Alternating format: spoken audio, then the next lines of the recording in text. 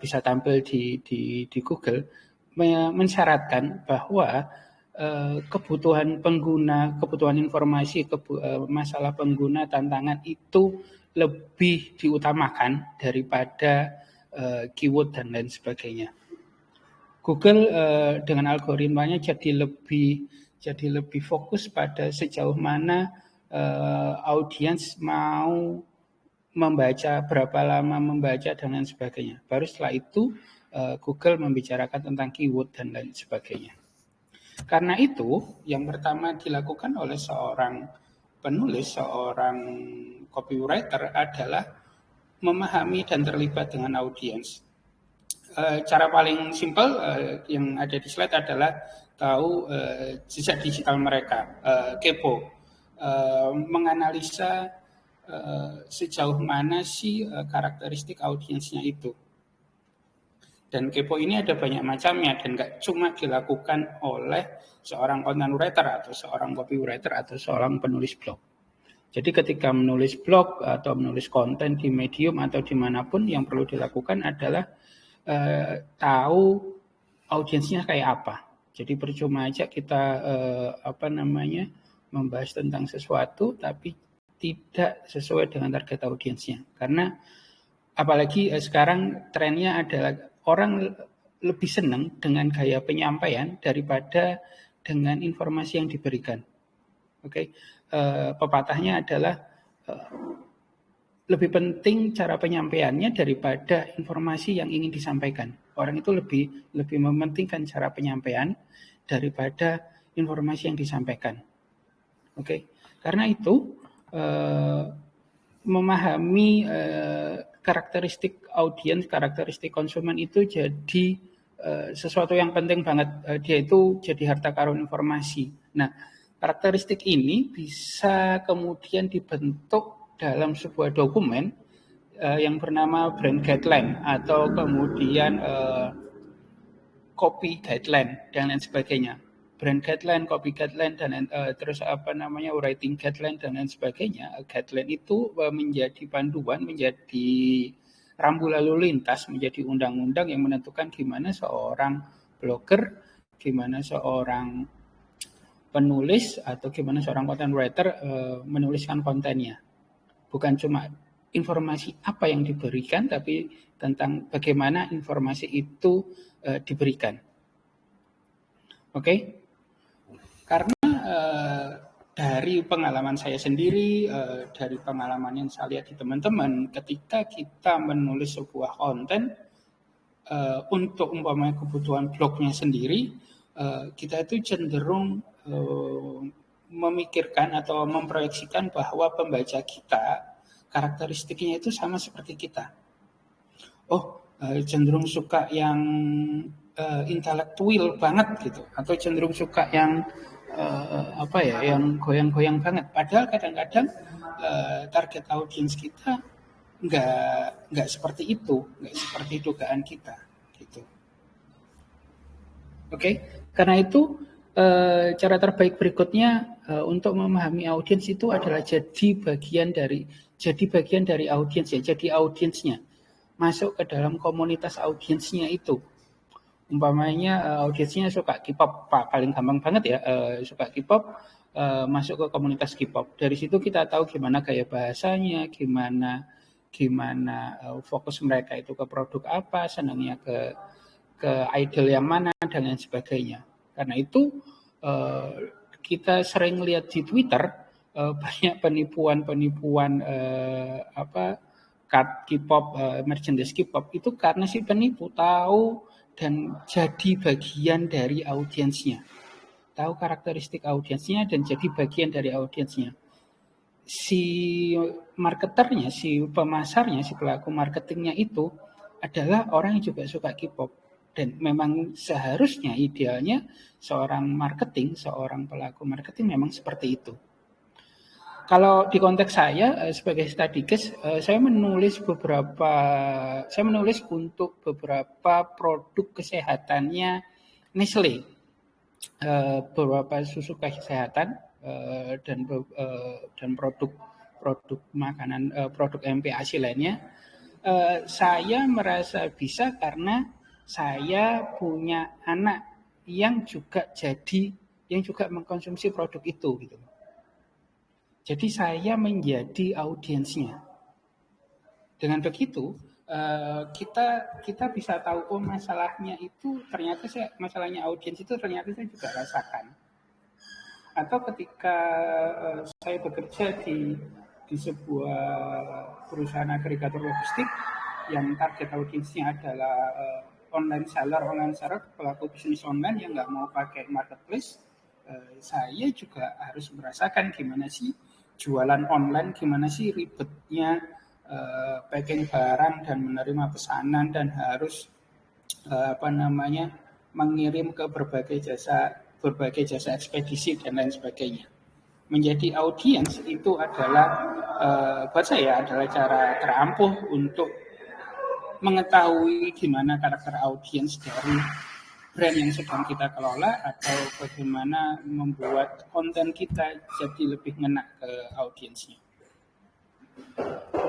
Karena itu kemudian setelah kita punya guideline, setelah kita memahami karakternya, terus kemudian kita tahu celahnya di mana, itu kemudian yang paling penting adalah narasi.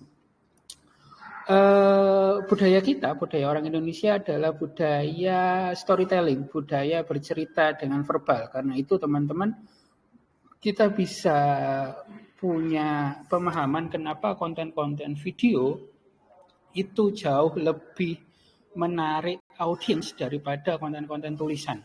Karena apa?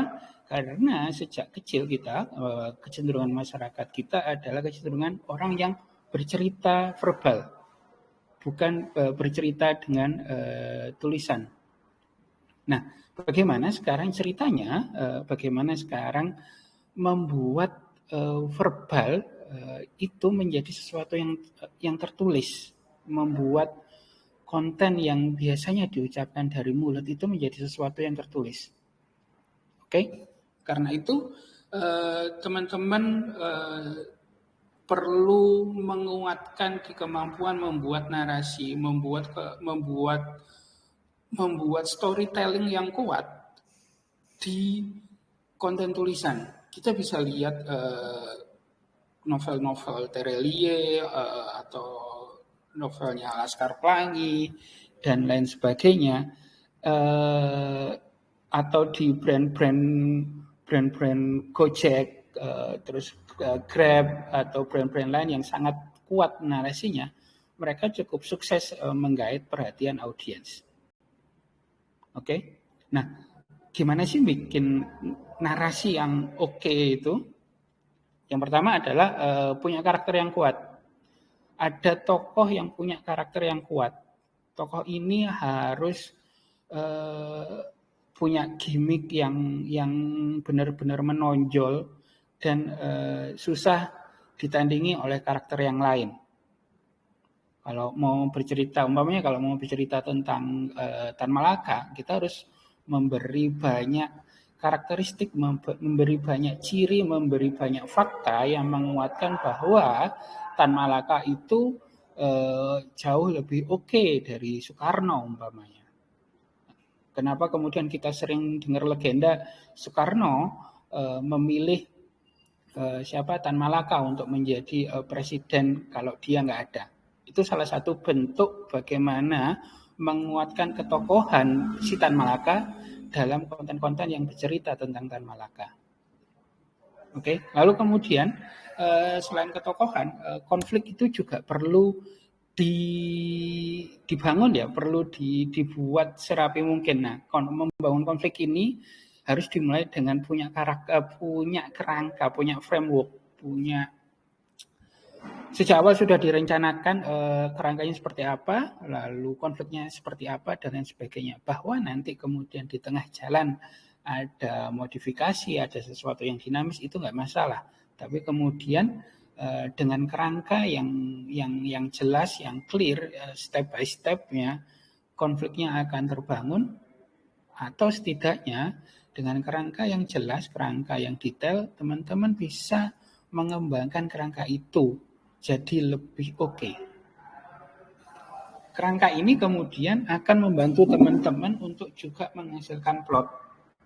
Sehingga ketika audiens membaca narasi yang teman-teman berikan itu ada emosi yang hadir juga di sana, yang membuat audiens juga merasa klik dengan konten yang sedang dia konsumsi. Saya tampilkan contoh blog dari salah satu blogger yang ya oke lah, yang cukup oke membuat konten. Namanya Jumardan, alamat blognya di jumardan.com.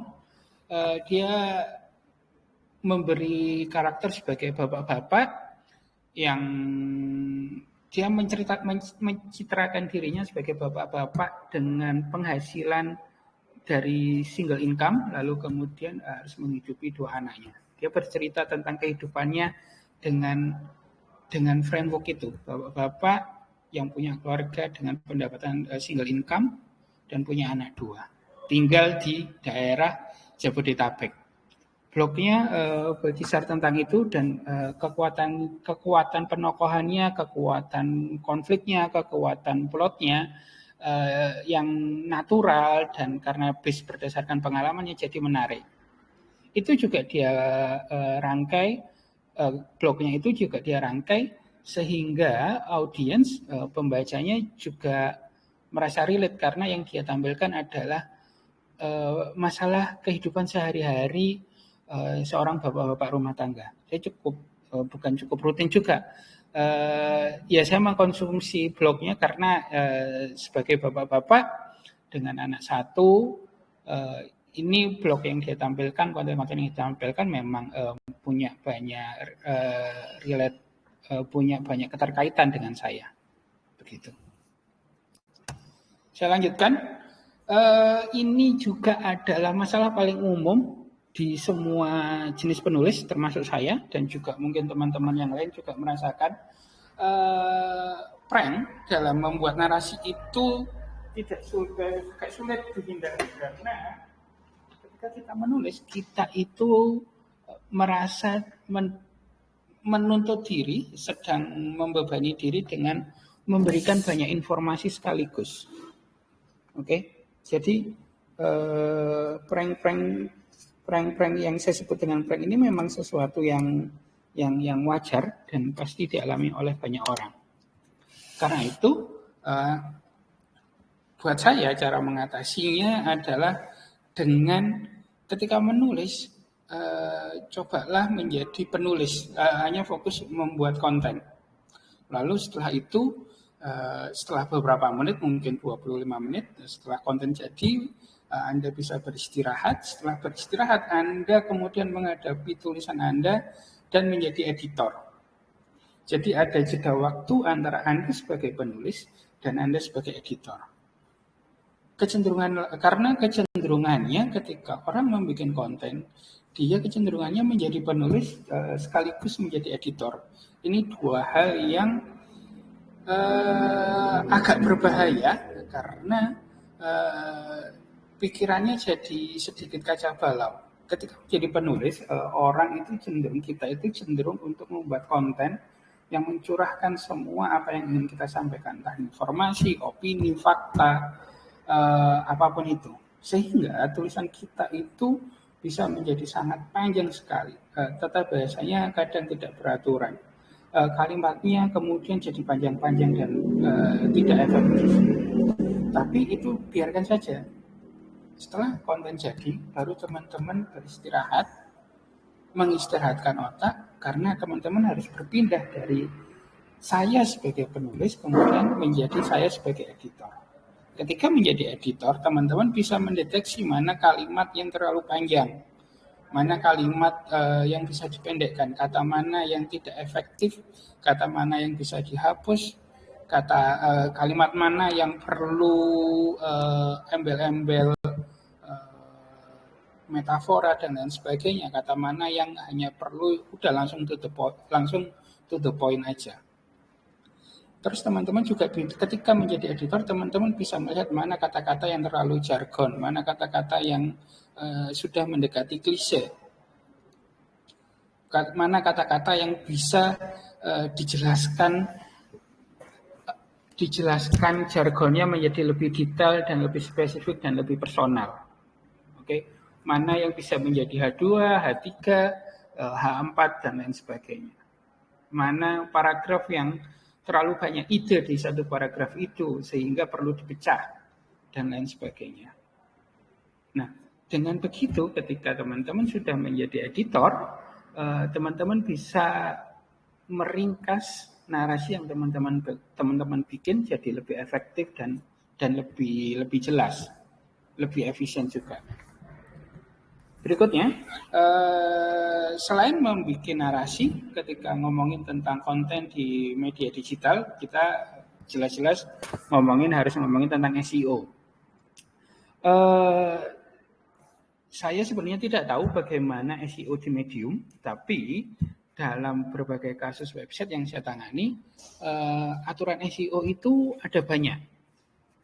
Oke, setiap SEO spesialis itu punya kaidah-kaidahnya sendiri-sendiri. Walaupun kemudian ada kecenderungan umumnya ya.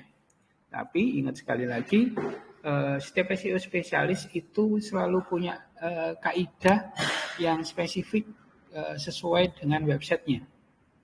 Contohnya saya sekarang ini mengerjakan sekitar bersama dua SEO spesialis. Satu SEO spesialis menuntut saya membuat konten yang keywordnya terdistribusi di 4 titik. Di 100 kata pertama, lalu di subheading kedua, lalu kemudian di tengah-tengah body artikel, dan di paragraf terakhir. SEO spesialis yang lain yang saya juga bekerja dengan dia menuntut saya memasukkan keyword utama satu saja di body artikel, tapi juga ditambahin dengan sekian banyak keyword kedua, keyword pendamping LSI keyword. Nah, ada perbedaan kebijakan, ada perbedaan kaidah antar SEO spesialis dalam sebuah website. Karena itu seorang content writer, seorang copywriter harus berdiskusi dengan SEO spesialis untuk membuat kaidahnya. Oke, nah SEO spesialis ini nanti akan memberikan wawasan bagaimana sih website yang dia tangani. SEO spesialis ini menganalisa website yang dia handle dan memperkirakan dan membuat strategi SEO mana yang cocok dengan website yang dia handle. Strateginya dan analisanya itu biasanya nanti disampaikan ke seorang content writer untuk didiskusikan bersama untuk kemudian menjadi aturan. Nah, aturan ini ketika sudah final harus dipatuhi oleh seorang content writer. Jangan sampai content writer punya kaidah SEO sendiri yang bertabrakan atau setidaknya berlainan dengan aturan yang dibikin SEO spesialis. Karena itu cukup berbahaya kalau tidak ada kesepakatan. Ya, berbahaya bagi seorang content writer-nya, berbahaya bagi SEO spesialisnya, dan berbahaya bagi performa websitenya di internet. Lalu kemudian, untuk SEO, untuk kaidah-kaidah SEO ini ada kecenderungan bahwa untuk kaidah-kaidah SEO ini ada kecenderungan kesamaan. Nah, saya sebenarnya melampirkan link yang mencantumkan buku panduan SEO spesial, buku panduan semacam checklist berisi tentang kaidah-kaidah SEO yang buat saya setidaknya perlu diketahui oleh seorang content writer. Dan sebenarnya di luar sana ada cukup banyak ada cukup banyak website atau blog yang membahas kaidah-kaidah itu. Berikutnya, dalam sebuah narasi, dalam sebuah konten, idealnya ada foto yang melengkapi, minimal sebagai ilustrasi aja. Terus fungsi keduanya adalah untuk melengkapi konteks yang diberikan dalam konten itu.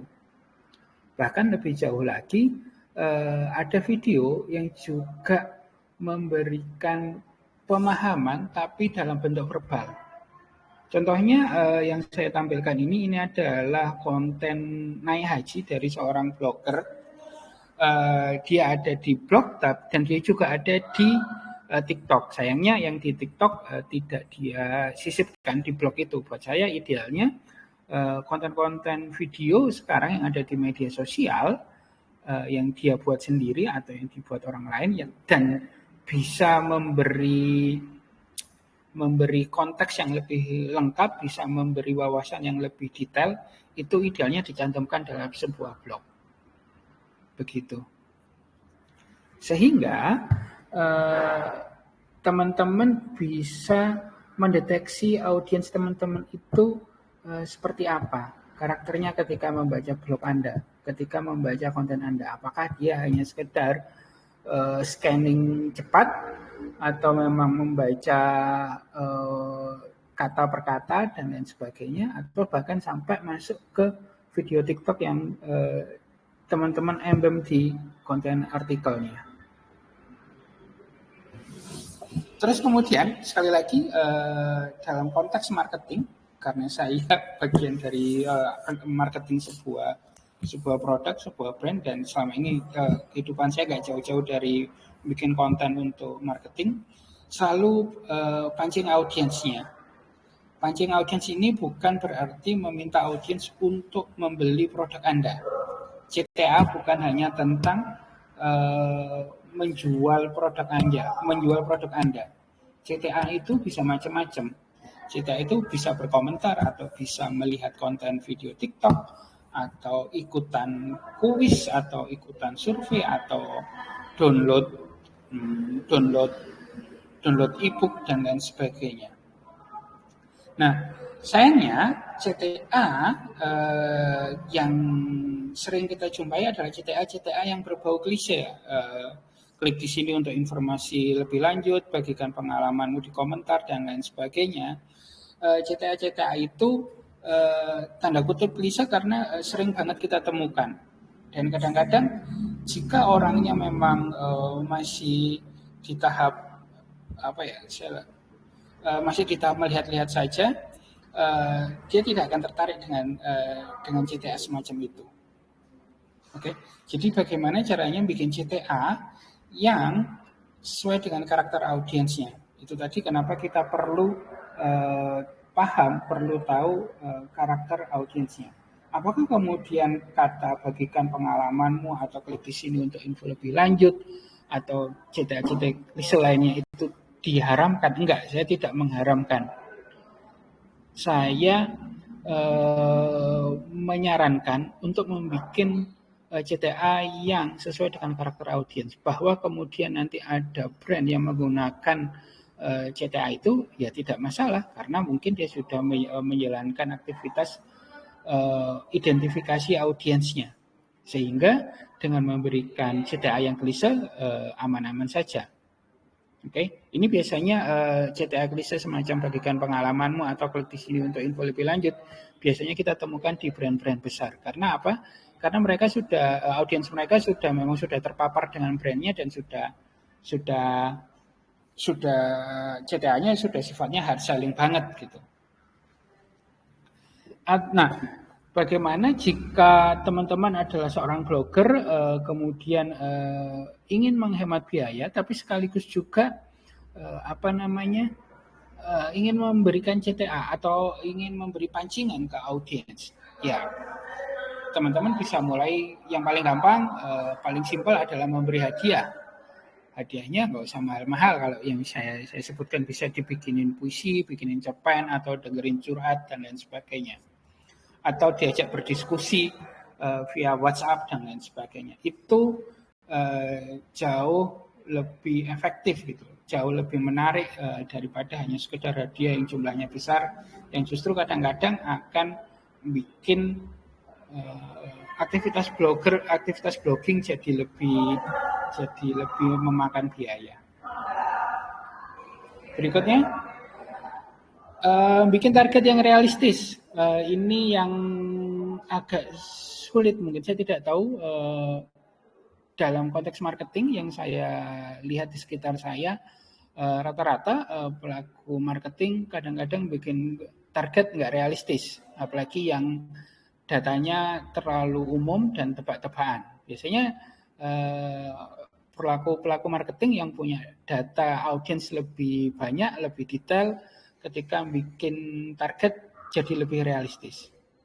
Oke, nah bikin target yang realistis itu gimana? Ya Anda harus memperhatikan audiens Anda dan juga mengidentifikasi sejauh mana blog konten Anda atau platform Anda itu berkembang. Growth-nya gimana? Pertumbuhannya gimana? Perkembangannya gimana? Kalau umpamanya perkembangannya page view-nya dalam sehari 145 view saja, ya tentu saja akan tidak realistis kalau dalam satu hari menargetkan 1 juta view. Kalau view-nya dalam satu hari 145, mungkin akan lebih realistis kalau target view-nya naik jadi 175 atau jadi 200. Tidak jauh dari angka, tidak jauh dari kecenderungan yang terjadi selama beberapa waktu belakangan. Jadi memahami dan melihat insight yang diberikan oleh platform, insight Instagram, insight dari TikTok, insight dari mediumnya sendiri, atau insight dari blogger, atau insight dari CMS dan lain sebagainya, itu penting untuk teman-teman mengatur strategi dan menganalisa konten apa yang memang cocok untuk audiens dan berbagai aktivitas strategis lainnya. Begitu yang bisa saya berikan pancingan pertama. Silakan jika ada yang mau bertanya. Saya sangat terbuka banget. Mohon maaf. Mantap. Materinya Mas Janu nih content writing ya. Jadi buat teman-teman mungkin yang biasanya ngeblog tapi bingung bahas tentang apa, biasanya kalau content writing adalah konten-konten seputar produk yang kita gunakan atau produk yang ingin kita bahas kayak gitu ya Mas Danu ya. Yep. Jadi ya kita tulis tapi juga ngasih insight ke audiens tentang sesuatu yang kita bahas. Kalau teman-teman blogger biasanya paling populer adalah tentang catatan perjalanan kayak gitu. Tadi ada sempat contohnya juga perjalanan haji atau umroh kayak gitu. Nah, oke, tadi banyak hal yang saya catat ya dari Mas Danu ya. Yang menarik adalah salah satunya tentang bikin narasi gitu kan. Buat teman-teman yang mungkin baru mulai nulis gitu kan. Mas Danu ada tips nggak sih gimana caranya dari judul kemudian kita bisa bercerita yang luwes gitu tentang sebuah produk atau ya mungkin restoran yang sedang kita coba di pinggir jalan gitu. Bikin narasi itu buat saya adalah memindahkan komunikasi verbal ke komunikasi tulisan. Jadi ketika kita membuat tulisan di blog atau di medium atau di website tentang apapun, review restoran atau review produk, yang buat saya yang dilakukan adalah ketika dibaca, ketika diucapkan itu sudah enak belum? Karena kadang-kadang ketika kita membaca konten dan diverbalkan, dilafalkan, kayaknya ini terlalu panjang deh, kayaknya ini terlalu pendek deh. Nah itu yang kemudian membuat orang membaca jadi nggak menarik atau tertekan dengan kontennya. Jadi buat saya yang paling penting adalah ketika sudah menulis, istirahat sebentar, lalu mencoba jadi editor. Ketika menjadi editor, dibaca benar-benar dilafalkan oleh mulut gitu. Kalau perlu memang disuarakan, suaranya keluar dari mulut. Jadi kita bisa tahu titik komanya itu sejauh apa sih, sepanjang apa sih, enaknya kalimatnya sepanjang apa sih, enaknya paragrafnya dan lain sebagainya. Kalau aku sih begitu biasanya.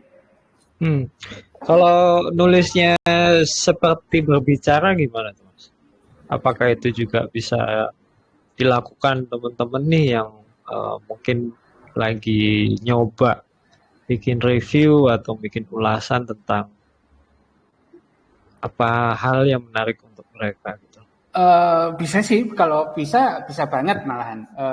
Itu malah jauh lebih menarik. Cuma kemudian yang juga kita perlu pikirkan kadang-kadang balik lagi ada jebakan memindah dari dari konten verbal ke tulisan itu memang cukup perlu hati-hati karena ada jebakannya. Bahkan kalau nggak terlalu peduli dengan tata bahasa Indonesia dan memang target audiensnya memang tidak peduli dengan tata bahasa Indonesia, ya kenapa enggak semuanya full yang ada di mana di verbal itu dipindahkan begitu aja ke platform tulisan, dan itu memang ada audiensnya dan memang audiensnya ada karakteristiknya seperti itu gitu.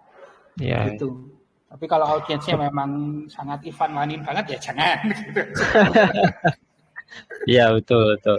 Kalau udah ketemu Ivan Lanin nanti ada catatan pinggirnya soalnya. Kalau saya nulis di Medium tuh sering tuh dapat catatan pinggir dari Ivan Lanin. Oh ya? Iya. Ya ini saya buka dapur dikit ya. Jadi kalau saya kan juga nulis nih teman-teman ya di Medium ya rutin gitu. Saya sebagai penulis ya bisa dibilang profesional karena saya nulis konten itu untuk urusan komersial dan saya dapat duit dari tulisan gitu kan. Di Medium memang saya sering itu nulisnya untuk hobi. Sebenarnya bukan hobi juga ya, tapi untuk mengembangkan diri lah gitu. Tapi ya karena secara publik ya, dan Medium itu punya fitur untuk audiens ngasih catatan pinggir, dan follower saya salah satunya adalah Ivan Lanin gitu. Seringkali tulisan saya itu dapat catatan pinggir dari Ivan Lanin yang itu kadang membuat kadang jadi beban, kadang juga jadi sesuatu yang perlu evaluasi banget gitu kan, karena ternyata masih banyak salahnya gitu. Tapi juga bersyukur juga karena mendapat feedback yang konstruktif gitu kan. Iya betul, Nah, betul. ini saya buka sedikit gitu. Jadi bahkan saya pun masih banyak salahnya gitu loh. Intinya adalah itu ya. Jadi tapi juga buat teman-teman yang nulis di Medium atau mungkin di tempat lain, saya rasa sih jangan terlalu tertekan untuk membuat kesalahan, karena tiap kesalahan tuh bakal bisa ningkatin kualitas kita dalam menulis gitu. Betul. Oke, mungkin dari teman-teman yang lain mau ngobrol, mau sharing tentang penulisan dengan Mas Danu, silakan ya. Kita ngobrol-ngobrol, kita ada waktu sampai 4:30 atau sampai jam 5 gitu, tergantung kita punya waktu bagaimana. Dan hari ini kita ngobrol secara umum ya tentang online writing. Kalau Mas Danu lebih spesifik di konten. Nanti mau tanya ke Mas Danu juga boleh, mau ke saya juga boleh, mau saling diskusi juga oke. Gitu. Oke ya. Saya ada feedback juga nih untuk Mas Danu gitu kan. Tadi materi yang saya catat juga soal ya yang menarik adalah ternyata sebagai penulis tuh gak cuman ngeprank audiens tapi juga kadang ngeprank diri sendiri. Ini yang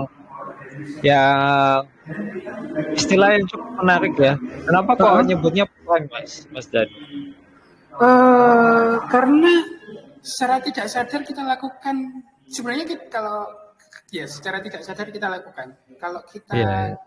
kalau kita sadar kita pasti menghindarinya. Nah, permasalahannya ketika kita sadar itu kita harus menjadi editor.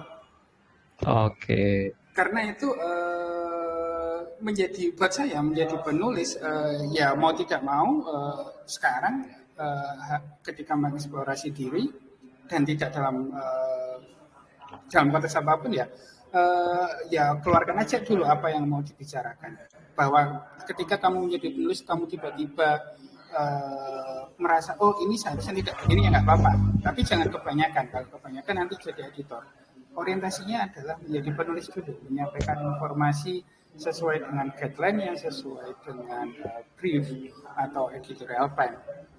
Nah, ketika sudah konten itu sudah jadi dalam konteks sudah menjadi tulisan, buat saya penting untuk istirahat karena untuk memindahkan orientasi di otak dari seorang penulis menjadi editor. Frank ini dalam konteks ya karena mau tidak mau setiap orang pasti membuat kesalahan dan biasanya kesalahan itu tidak kita sadari. Umpamanya kita ketika lagi nulis kita bikin kesalahan, kita sadar nih, ini salah nih kayaknya nih, ya udah kita perbaiki saat itu juga. Itu enggak apa-apa, enggak masalah, saya tidak melarang dan memang seharusnya begitu. Cuma kadang-kadang ketika kita menulis merasa baru 2 paragraf dilihat lagi dari atas, terus kemudian ini kayaknya ada yang perlu diperbaiki, akhirnya fokusnya cuma hanya di 2 paragraf itu, kita tidak melanjutkan sampai akhir sesuai dengan brief atau sesuai dengan editorial plan yang diberikan.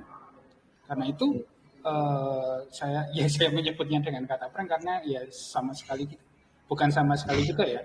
Karena kita seringnya ketika membagikan informasi memang menulis kadang tidak sadar bahwa nanti semakin lama kita menulis, semakin lama bergelut karena tiap hari harus nulis konten dan sebagainya, semakin lama kita menyadari kesalahan yang sedikit demi sedikit itu ya memang seharusnya begitu seorang penulis ya. Kita makin lama dilatih oleh keadaan menulis, makin lama menyadari ada kesalahan-kesalahan kecil yang bisa diperbaiki saat itu juga.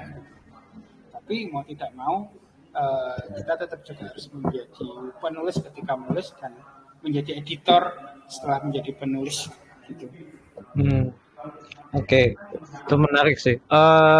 Dengan sekian banyak pengalaman gitu, boleh cerita nggak sih Mas dulu memulai karirnya sebagai penulis itu gimana sih? Saya tuh dulu nulis puisi. Saya benar-benar nulis puisi di tahun 2000 karena lingkaran saya itu adalah lingkaran anak sastra dan teater di Jogja. Oke. Jadi memang dunia saya itu dunia sastra dan teater dulu di Jogja. Terus kemudian istri saya juga sekarang editor di portal berita. Dan memang lingkaran saya lingkaran dari di situ semua. Terus kemudian lama-kelamaan saya nulis untuk kalau di Malang itu ada namanya Didi Riyadi kalau nggak salah ingat. Itu dulu dia mengasuh website puisi dan saya pernah cukup aktif di sana. Kemudian dari situ di Jogja itu kan banyak jenis-jenis penerbit indie gitu. Nah, saya masuk ke dalam lingkaran penerbit indie itu, kemudian belajar tentang dunia marketing dari situ. Yang benar-benar aktif yang sampai membuat konten tulisan memang fokus untuk aktivitas marketing itu saya mulai dari pandemi, karena sejak pandemi saya sama sekali tidak bisa keluar dari rumah karena punya anak, lalu ya udah pekerjaan saya nggak jauh-jauh dari menjadi content writer atau editor secara WFH gitu. Itu dari 2000 yang saya benar-benar mengerjakan full sebagai content writer. Sebelum-sebelumnya itu hanya sebagai pekerjaan freelance, menulis di website, jadi editor buku, menulis buku dan lain sebagainya. Begitu. Ya, dari latar belakang sastra gitu, gaya menulisnya ke bawah nggak sih? Kalau sekarang sudah tidak, tapi kalau dulu pas awal-awal iya banget dan nggak cuma saya, semua hampir kebanyakan anak yang lingkarannya sastra itu gaya penulisan sastra itu jadi jebakan ketika masuk ke dunia marketing. Apalagi anak sastra ya yang menjadikan tulisan ala-ala temponya Gunawan Muhammad zaman dulu kala itu sebagai puncak dari apa ya estetika penulisan jurnalisme gitu ya. Nah itu ya dulu ya memang begitu. Sampai sekarang beberapa anak sastra yang bekerja sama saya memang sering terjebak di gaya penulisan sastra ya. Gitu. Oke. Nah, kalau buat teman-teman yang mungkin lebih banyak baca sastra gitu kan, kemudian mereka pengen mulai nulis gitu kan, ada nggak sih Mas ya saran lah dari yang mungkin dulunya lebih banyak di sastra, kemudian sekarang lebih banyak nulis untuk informasi dan ya lebih banyak non fiksi kayak gitu kan, ada nggak sih tipsnya dari Mas Dan? Tipsnya lebih fokus saya sendiri yang saya lakukan adalah lebih fokus ke dunia marketing sih. Yang saya lakukan adalah sekitar 6 bulan itu saya tidak menulis konten-konten sastra atau tidak terlibat dalam aktivitas yang berbau sastra karena itu benar-benar mempengaruhi. Bahkan ada saya sekitar 3 bulan itu benar-benar nggak baca buku yang cerpen, novel atau apapun itu yang non fiksi, benar-benar tidak membaca karena memang itu sangat-sangat ngefek banget ke otak saya gitu. Apalagi kalau membaca tulisannya Putut EA atau tulisannya siapa yang kayaknya sangat naratif banget, wah itu memang sangat-sangat ini bisa jadi jebakan banget gitu. Oke. Buat teman-teman yang mau nanya ya, silakan ya. Mau sharing juga gitu kan. Ini menarik ya, karena Mas Danu ternyata juga punya latar belakang sastra yang sekarang malah jadi penulis non fiksi gitu kan. Jadi mungkin ini juga banyak yang teman-teman alami gitu kan, yang mungkin lebih banyak baca novel, lebih banyak baca cerpen, kemudian pengen nulis, akhirnya gaya novel atau gaya cerpennya kebawa di tulisan gitu kan. Apalagi di KBM ya, di komunitas blogger medium ini memang lebih spesifik ke tulisan-tulisan non fiksi. Dia ada beberapa juga penulis-penulis tuh yang tulisannya kena tolak gitu kan karena tidak sesuai dengan standar KBM. Salah satunya adalah kan standarnya adalah non fiksi gitu. Tapi teman-teman ternyata nulisnya fiksi dan kebanyakan masih bingung antara membedakan tulisan fiksi.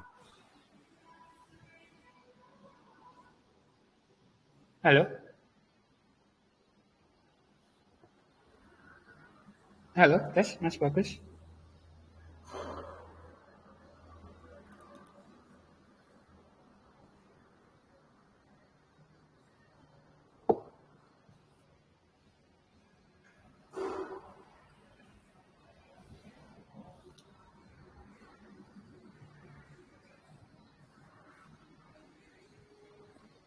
Sorry agak keputus tadi ya. Oke. Balik lagi ya. Buat teman-teman yang mau ngobrol juga ya, silakan.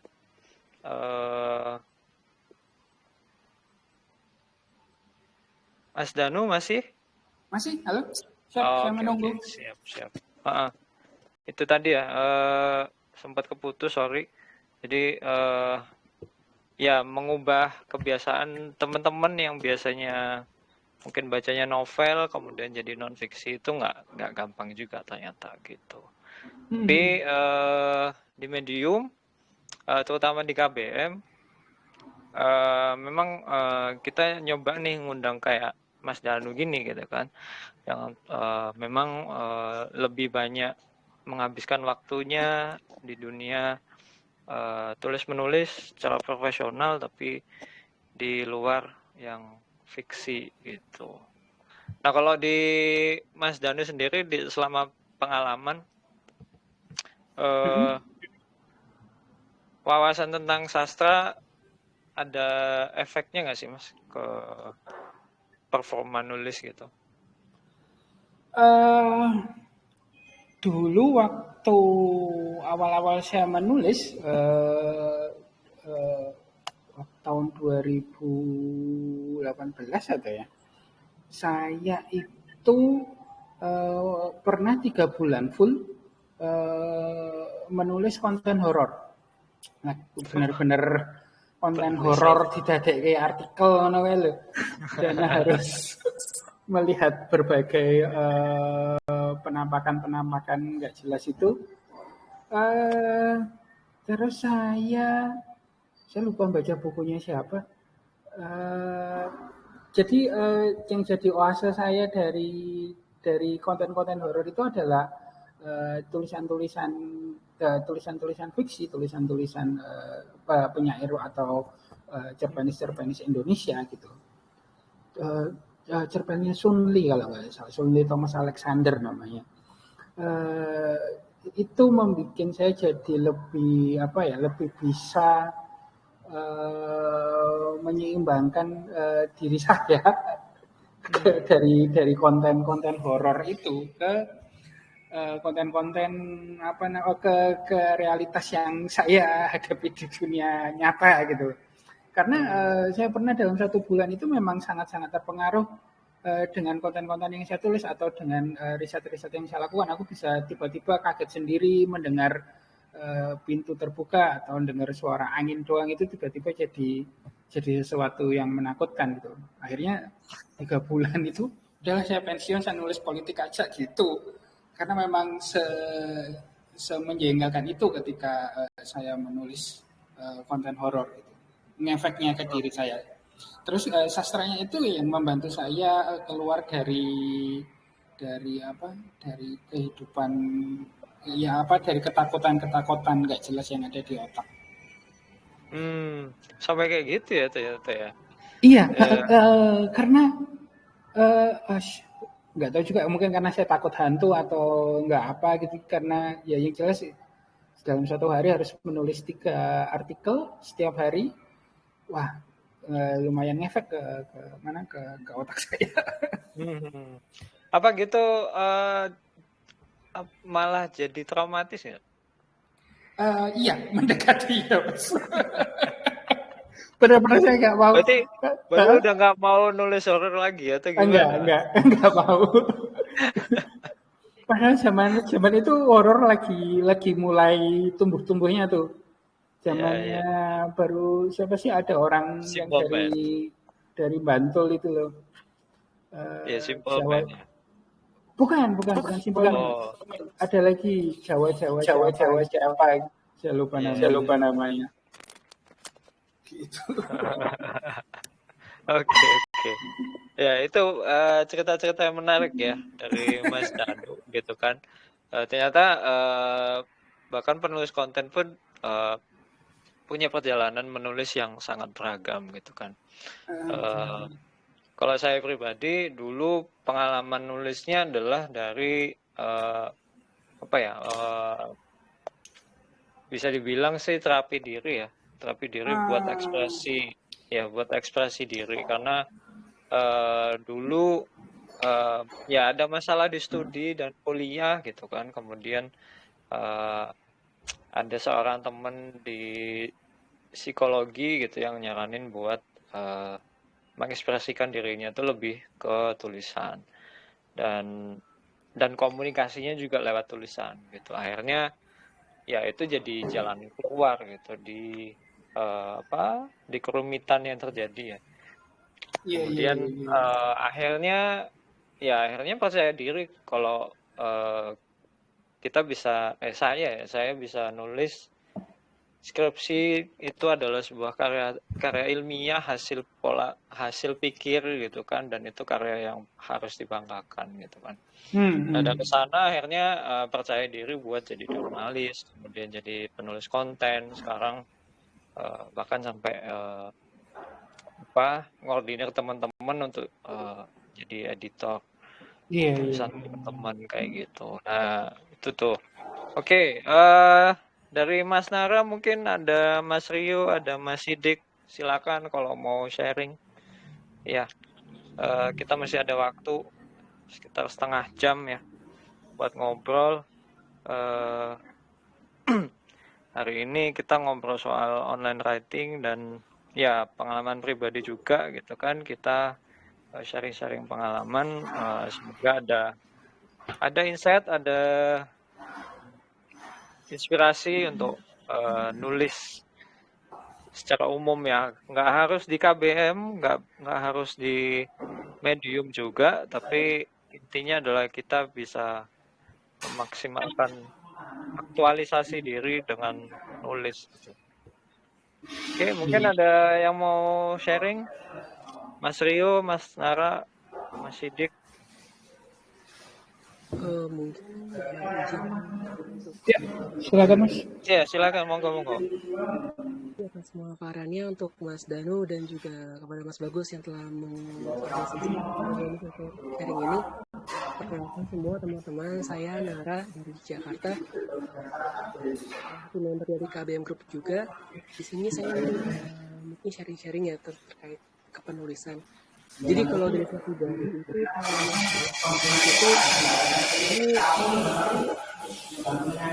yang cukup baik karena dulu awal join platform Medium itu di 2019. Yang disampaikan oleh Mas Danu terkait CAT ya, terkait untuk bagaimana engagement, dan itu memang efektif sih untuk menaikkan view ya. Namun hanya sampai 2 tahun sih, 2019, 2021 itu sudah mulai jarang upload lagi karena ada kesibukan untuk bekerja. Terus kemudian sekarang mencoba aktif lagi nih, tapi saya mengalami stuck sih gitu. Mungkin Mas Dono ataupun teman-teman sini bisa membantu advice ya. Stuck yang saya alami itu terkait untuk blog niche sih, yang ingin saya konsisten itu di topik apa sih? Karena kalau misalkan saya runut dari story yang pertama saya publis itu random sekali topik-topiknya, dan mungkin lebih topik yang terjadi pada momen itu. Akhirnya saya putuskan kembali, oke, untuk saat ini ingin aktif lagi Medium, tapi lebih ke arah travel writing, karena beberapa waktu terakhir ini lebih sering untuk istilahnya healing lah kalau anak Gen Z sekarang. Petualang ke sana, kemudian ke Jogja juga. Jogja kota yang istimewa banget menurut saya, banyak spot-spot yang menarik. Tapi jadi kendalanya adalah ketika saya ingin mempublish itu kok malah jadi lebih ke sana itu lebih ke arah pesannya itu visual ya, lebih ke arah fotografi. Gimana caranya supaya saya juga bisa menyampaikan atau membuat suatu karya combine antara pesan visual dari fotografi yang mungkin saya dapat dengan verbalnya itu sih Mas Danu gitu loh. Karena kalau misalkan 2 post terakhir yang saya di-post di Medium itu justru nggak ada tulisan sama sekali, justru kayak kumpulan foto dari beberapa tempat yang saya kunjungi beberapa waktu itu. Terkait gimana ya Mas untuk bisa menyampaikan semua karya, ada visualnya juga, dan juga ada verbalnya juga gitu loh, narasi yang dibuat itu, sama untuk orang-orang yang berkecimpung dalam travel writing. Begitu Mas Danu, mungkin bisa dipahamkan maksud saya? Iya. Saya ini kan kita berarti ngomongin ke foto story sih sebenarnya ya, Mbak Nara ya. Iya, travel, iya, ada foto visualnya benar. Cuma kan yang jadi yang gimana ya? Aku juga sempat tertantang dulu pernah bikin foto story, dan memang ketika bikin foto, ketika jadi anak visual itu memang agak kesulitan ketika menjadikan cerita, karena sebenarnya cukup dengan caption saja itu sudah caption 1-2 kalimat menurutku sudah selesai gitu foto itu untuk mendeskripsikannya. Yang aku sebenarnya tidak punya keahlian khusus untuk nggak punya kapabilitas untuk memberimu saran. Paling mentok kalau kamu tertarik coba cek, coba belajar dari orang yang namanya Desta, atau dia sering bikin, dia punya bulletin namanya For Magazine. dia menurut saya orang yang cerdas banget, bisa menggabungkan antara foto travelnya dengan narasinya gitu loh. Karena dia karena sudah by default, by nature dia sudah punya keahlian itu yang dulu dibangun. Dia terlihat punya kerangka yang jelas. Aku mau berangkat dari stasiun ini, terus turun di stasiun ini jam berapa, terus aku nginep di mana, di tempat penginapan itu aku bisa dapat apa aja, terus aku jalan-jalan ke spot wisata mana dan lain sebagainya.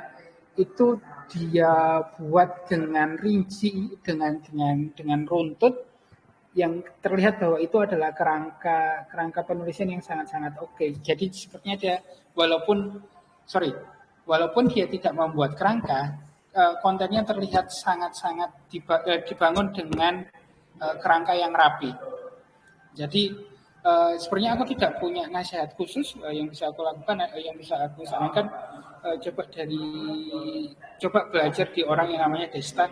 Akun Instagramnya kalau nggak salah itu Ruki Naraya atau Hujan di Senja. Dia punya Zain namanya Fur Magazine, dan itu menarik banget visualnya dan fotonya.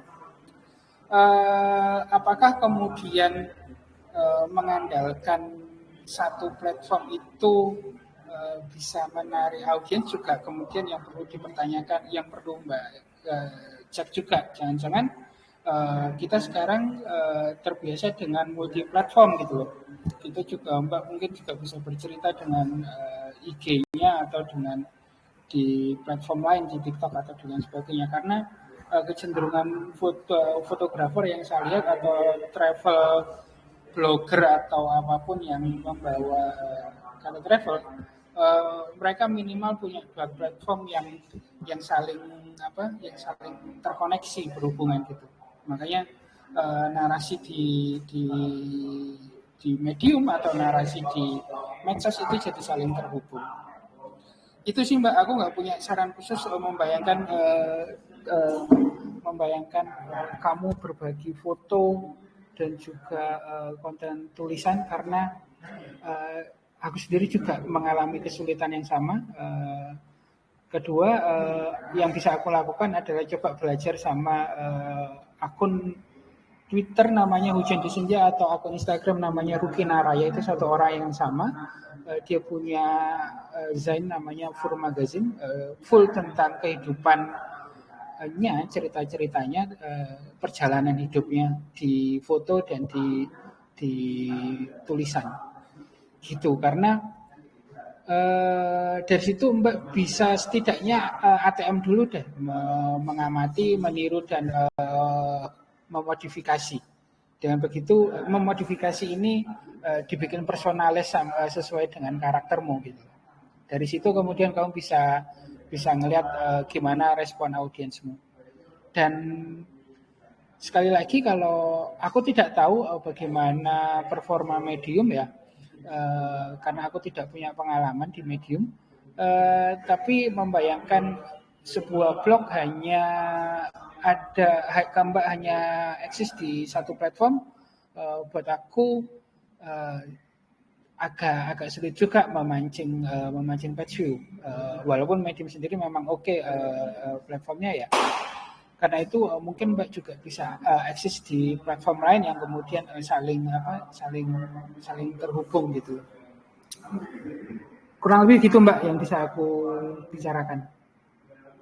Oke, ya, terima kasih Mas Dunu. Mas, terkait yang tadi influencer itu, boleh minta tolong aku tahu di room chat, ketik namanya mungkin, karena aku sempat coba cari nggak ketemu sih yang tadi Desta itu dan Farma itu. Sebentar. Saya cek dulu Ruki Naraya. Ya, terima kasih Mas Dunu, Mas Bagus. Kalau dari aku gini, ini sebenarnya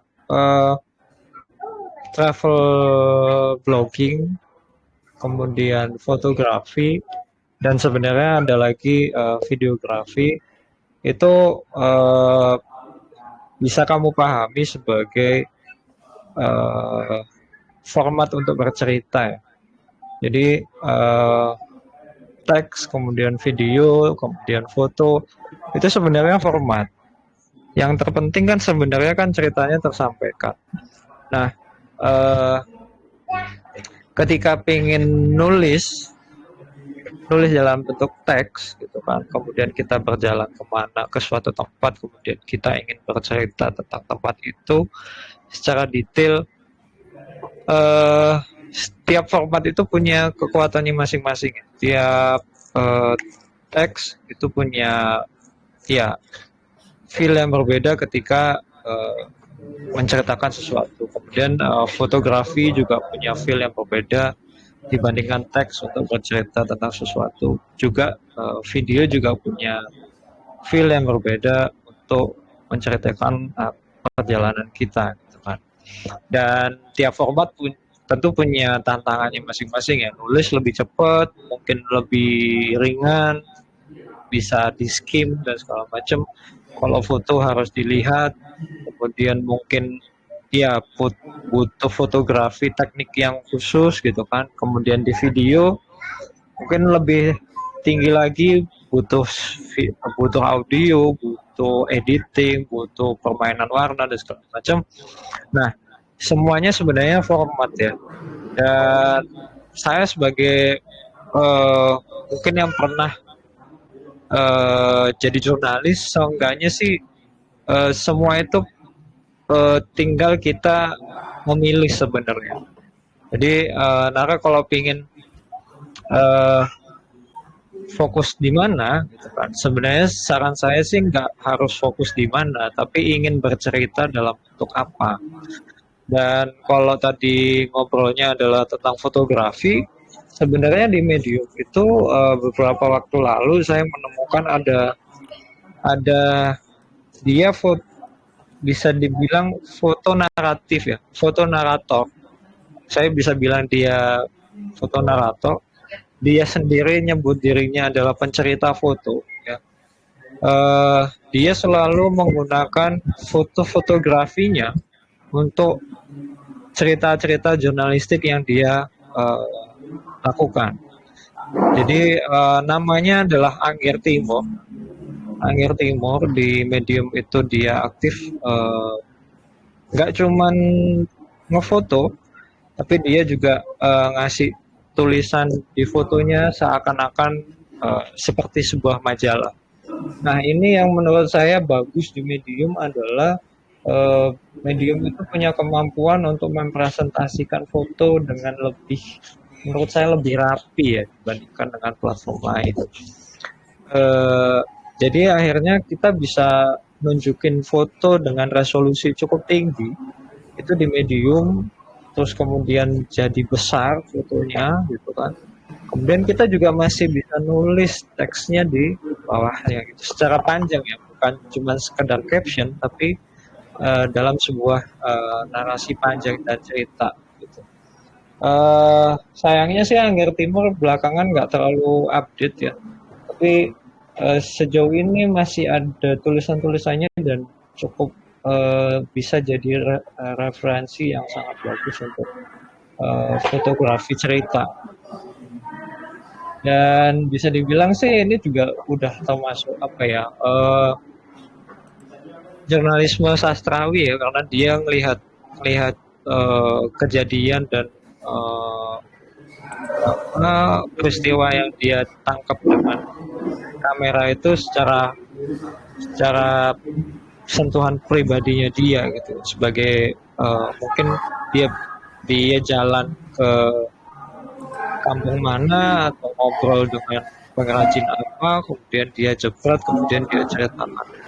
Nah, itu di Medium ada loh, gitu. Di Indonesia itu ada, di luar negeri pun beberapa kali saya juga menemukan fotografer yang bermain dengan fotografinya dan kata-kata cerita panjang yang cuma caption aja gitu. Nah, mungkin ini bisa jadi referensi ya untuk Nara gitu kan. Dan di KBM sendiri yang seperti ini belum banyak nih. Jadi teman-teman yang nulis dengan memaksimalkan fotografinya itu belum banyak. Di Indonesia di Medium belum banyak yang menggunakan teknik ini gitu. Mungkin ya kalau Nara bisa bermain di sini, itu jadi ciri khas yang cukup bagus gitu. Itu. Ya, aku juga mau nambahin dong soal Anggar Timur ini. Anggar Timur ini memang recommended banget ya. Ya. Benar di mana di IG itu juga dia foto-fotonya itu memang dia di layout dengan sedemikian rupa dengan caption bukan caption sorry dengan judul dan informasi di fotonya gitu, bukan di caption aja. Jadi di fotonya. Jadi memang menarik dia ini si orang ini. Saya juga follow IG-nya gitu. Jadi memang ini orang memang bagus gitu. Iya itu Nara ya. Mungkin ada tanggapan dari Nara, kendalanya apa gitu mungkin?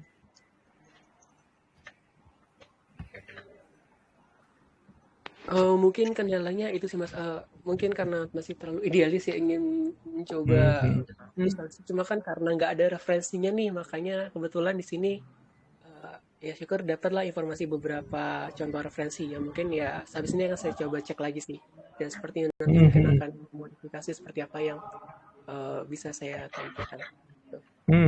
Yang Anggar Timur bisa ketemu nggak ya? Yang Anggar Timur itu ya, yang penulis Iya. KBM itu juga ya. Boleh minta info risetnya. Bentar, saya coba share page lagi. Kalau di Instagramnya masih update terus tuh si Angger.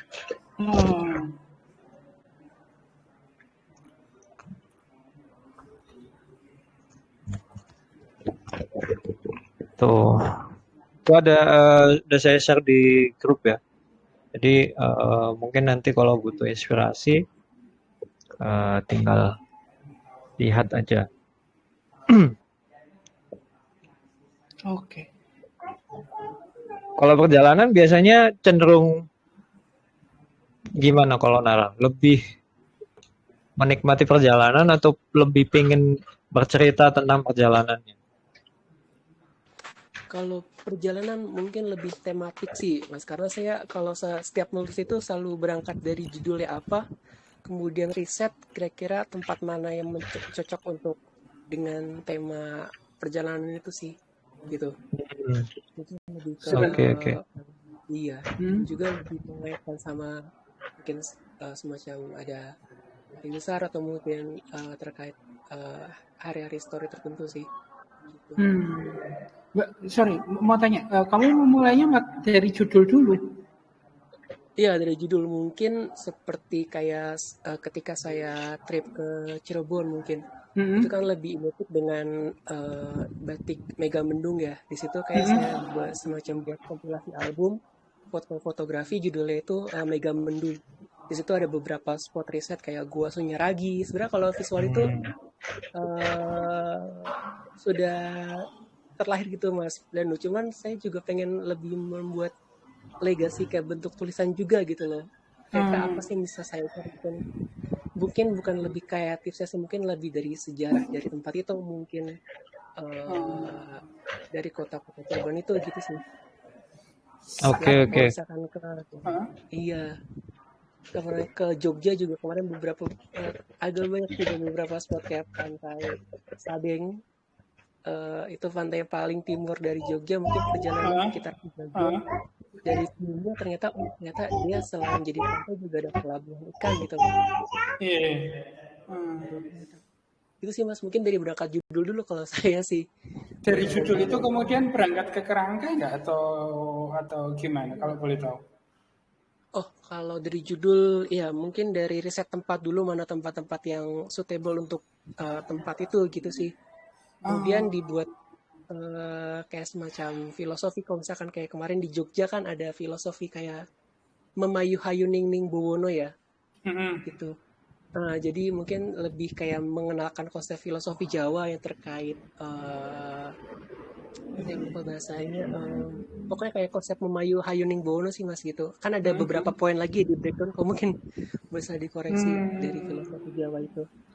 Mungkin lebih penuturan filosofi Jawa itu gitu kalau contoh sosialnya. Cuma dalam bentuk tulisan itu masih belum terlahir. Pengennya sih publish di platform itu sih. Karena orientasinya Mbak masih di foto dulu ya, maksudnya yang bikin visualnya dulu ya. Benar di foto. Kalau foto bisa dibilang nggak runut sih Mas, maksudnya konsep harus jadi tersampaikan gitu. Cuman dalam bentuk tulisan bisa dibilang wah kayaknya ini agak panjang kalau diciptakan, apakah sebaiknya di-cut beberapa highlight saja atau bagaimana sih Mas kalau seorang menulis itu? Apakah perlu kita tipsnya untuk kita tahu mana yang bisa untuk kita share, ekspor ke publik gitu? Ini menarik ya. Kalau dari ini kalau saya ya pernah jadi jurnalis ya. Eh, Sama prosesnya ya. Kalau saya itu berangkat ke destinasi dulu itu selalu dari judul ya, dari judul. Nah, ini juga nanti ada efeknya ke jenis tulisannya. Jenis tulisannya akan lebih ke jurnalisme fotografi memang. Karena berangkat dari judul kan, berangkat dari judul, kemudian kita riset ada apa aja cerita di sana, kemudian tempat apa yang kita bisa eksplorasi, kemudian ada filosofi apa, ada cerita apa di sana. Nah, yang itu semuanya masuk ke daftar perjalanan, gitu kan. Nah, dari daftar perjalanan ini kemudian kita baru cari ceritanya di sana, gitu kan. Nah, ini yang menurut saya lebih baik sih Nara pakai pendekatan itu ya. Jadi bukan bukan perjalanan kronologis ya. Kalau perjalanan kronologis kan kita jalan ke Jogja, kemudian kita agenda ke stasiun Tugu, kemudian kita ke Prambanan dan segala macam. Yang itu kronologis perjalanannya. Sementara kalau berangkat dari judul itu biasanya memang tematik ya kayak Nara yang tadi bilang gitu kan. Kita punya agenda sendiri nih, kita punya cerita sendiri gitu kan. Dan ini yang menurut saya tulisannya bisa jadi nyeni gitu kan. Tapi juga informatif juga gitu. Nah, ini bisa loh ada juga yang suka dengan tulisan-tulisan seperti ini dan audiensnya ada juga kok gitu. Jadi menurut saya sih soal platform ya karena kekuatannya mungkin di visual juga ya.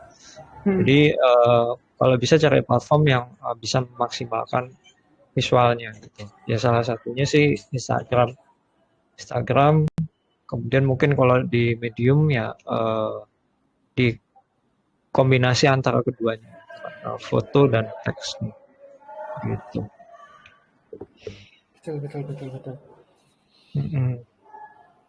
Cuma enggak, aku agak perlu menambahkan kalau kamu sudah punya judul, kalau kita sudah punya judul, idealnya menurutku bikin kerangka juga gitu. Tentu saja kerangkanya betul. Balik lagi pilihannya ke seperti yang dibilang Mas Bagus tadi, apakah mau kronologis atau memang fokus ke poin-poin yang apa aja yang pengen kamu tunjukkan. Karena dengan begitu selain bisa fokus ke sisi visualnya, sisi teksnya itu tetap terjaga di kerangka yang sudah kamu bikin beberapa hari sebelumnya sih menurutku.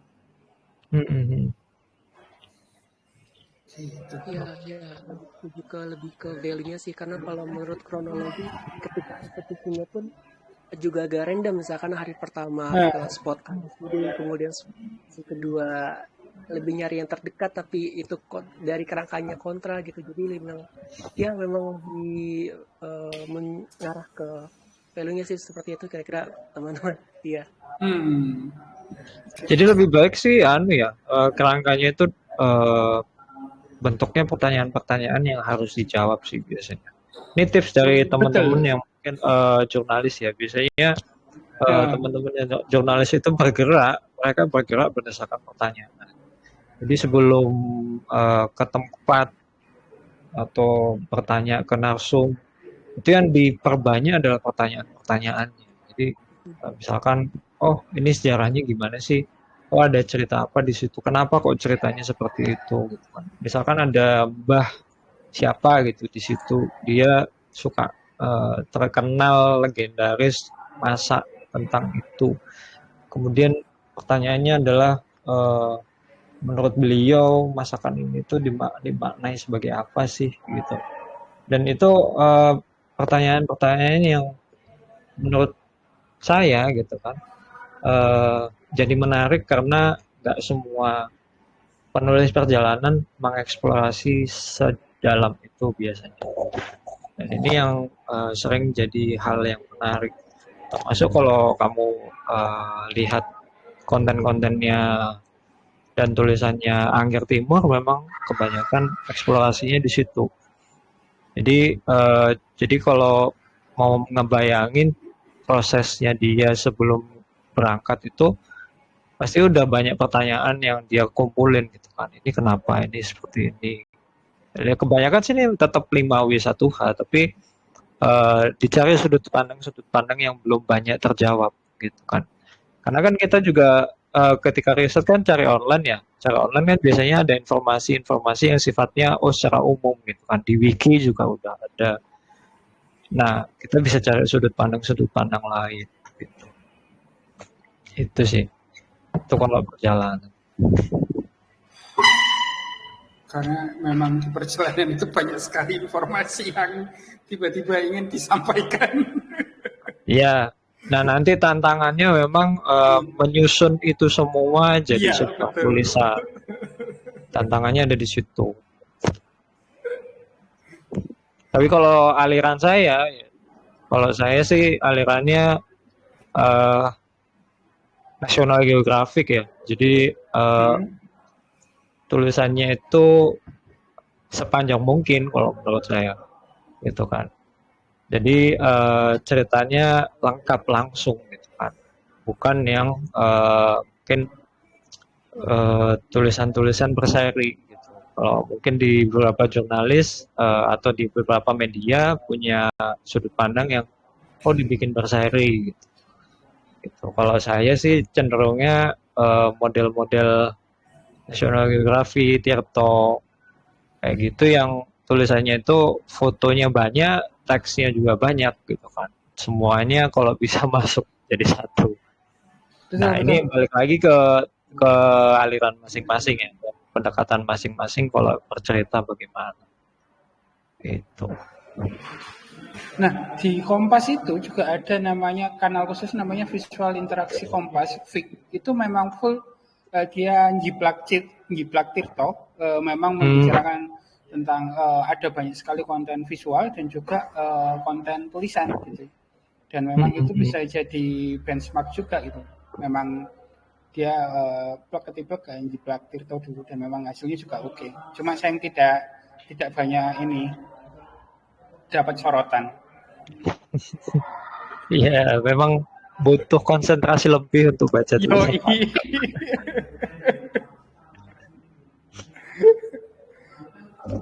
Oke, untuk menarik Nara ya. Jadi jangan terlalu overthinking menurut saya. Jadi semua yang udah pernah dijepret itu mungkin biasanya sih prosesnya direview ya. Jepretannya apa saja, kemudian kita ingat apa tentang jepretan itu, kemudian bisa nulis dari sana. Ada juga yang tekniknya adalah bercerita dulu, baru kemudian cari jepretannya juga ada.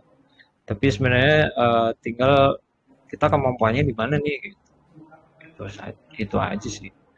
Dan yang paling penting jangan lupa ketika kita berniat untuk bercerita, goal akhirnya adalah ceritanya terpublikasi. Jadi jangan sampai untuk karena overthinking terlalu khawatir ceritanya malah nggak pernah terpublikasi. Nah itu bencana kok. Gitu.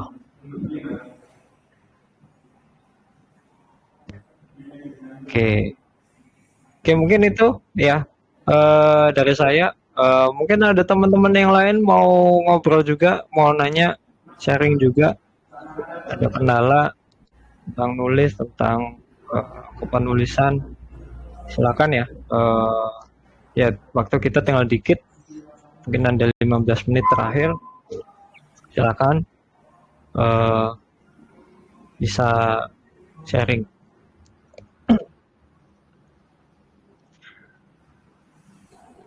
Kalau nggak ada, mungkin 4:30 ini bisa saya cukupkan ya. Eh, Ya, ini diskusi yang menarik ya sama Mas Danu juga. Di sepanjang waktu tadi kita ngobrol tentang nulis online gitu, dan ternyata nulis online tuh ada banyak hal yang eh, bisa kita lakukan dan nggak harus dari hal yang rumit gitu kan.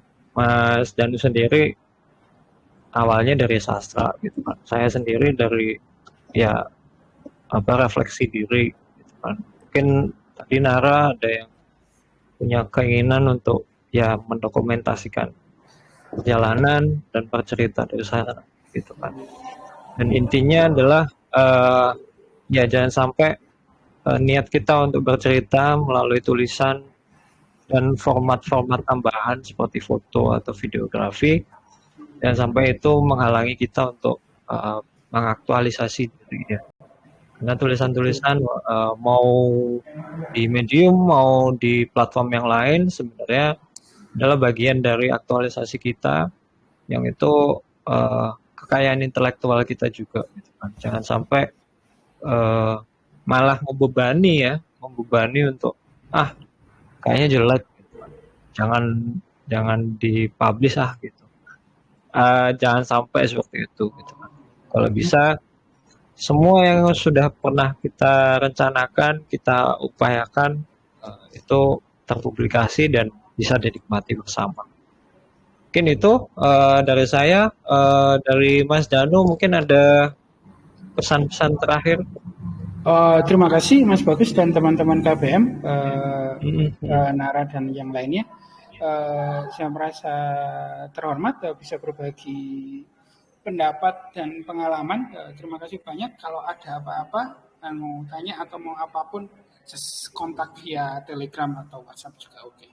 Begitu, terima kasih banyak. Iya, terima kasih Mas Danu ya.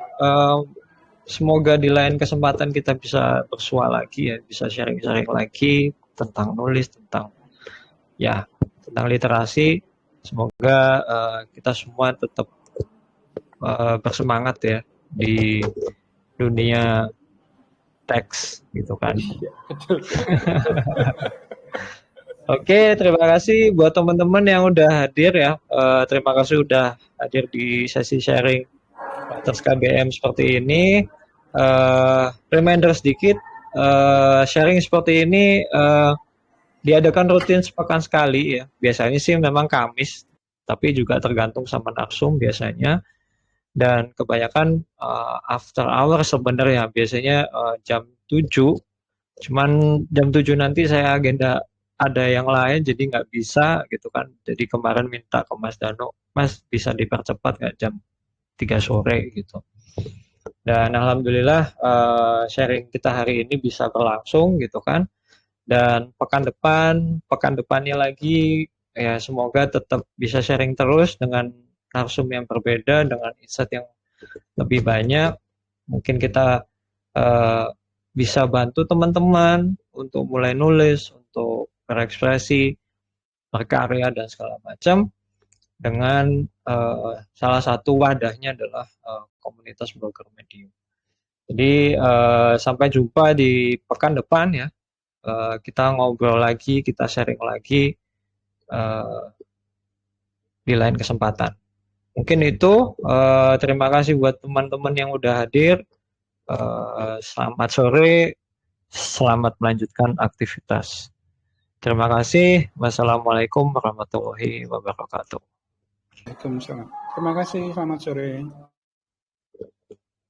Terima kasih, selamat sore semua.